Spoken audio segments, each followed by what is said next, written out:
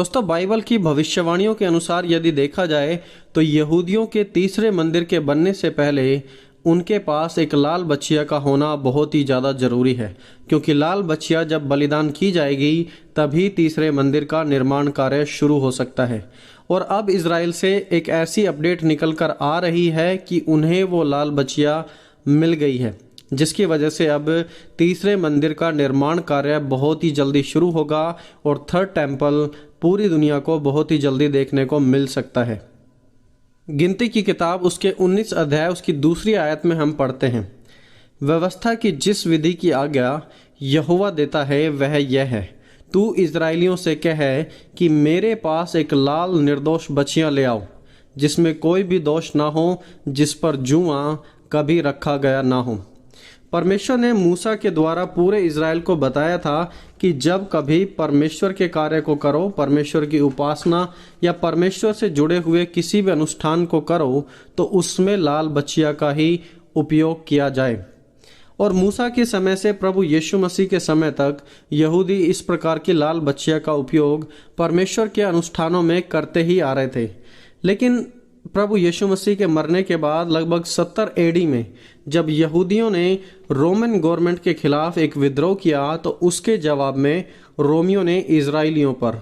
काफ़ी सारे सताव किए। यरूशलेम, यहूदियों सबको कुचल कर रख दिया, क्योंकि रोम की सरकार उस समय की सबसे बड़ी मिलिटेंट पावर थी, उस समय की वर्ल्ड पावर थी। और उसी समय रोमियों ने, जब वो यहूदियों को नाश कर रहे थे, उन्होंने परमेश्वर के मंदिर को भी तोड़ दिया था और सारे यहूदी अपनी जान बचाकर इधर उधर भाग गए, अलग अलग कंट्रीज में जाकर वो सेटल हो गए थे।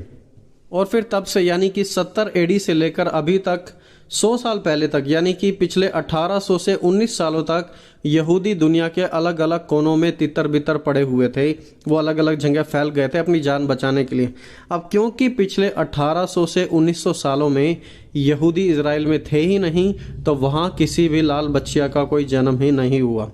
हाउएवर सन 1948 में जब इज़राइल दोबारा से एक राष्ट्र घोषित हुआ और दुनिया भर के सभी यहूदी वापस इज़राइल आने लगे, तब दोबारा से बात हुई कि परमेश्वर के मंदिर को बनाया जाए, जो ओरिजिनली राजा सुलेमान के द्वारा बनाया गया था, दाऊद के पुत्र राजा सुलेमान के द्वारा।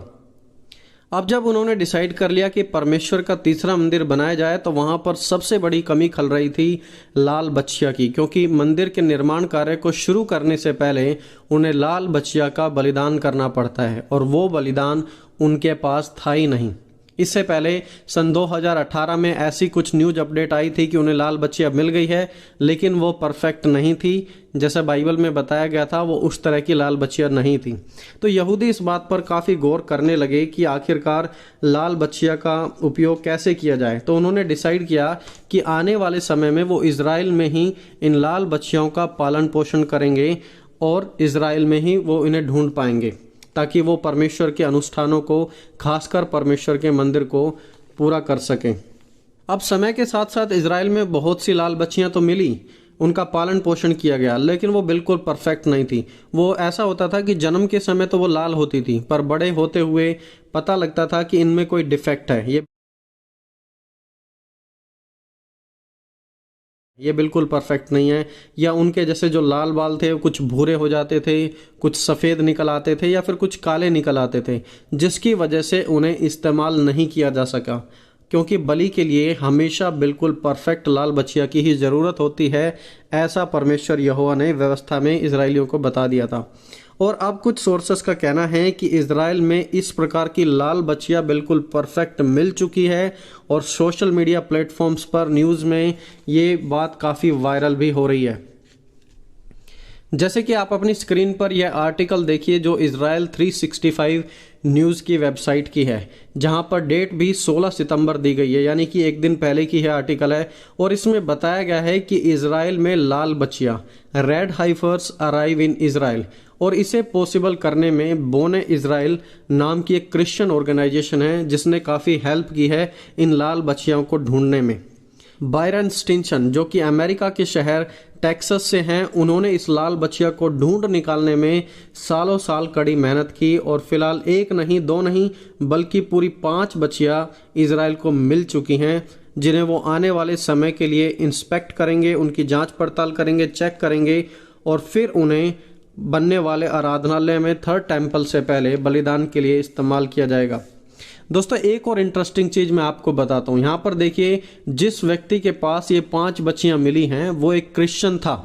और वो जानता था कि बाइबल की भविष्यवाणियों के अनुसार तीसरे मंदिर बनाने से पहले इजरायलियों को एक लाल बच्चिया की जरूरत पड़ती है।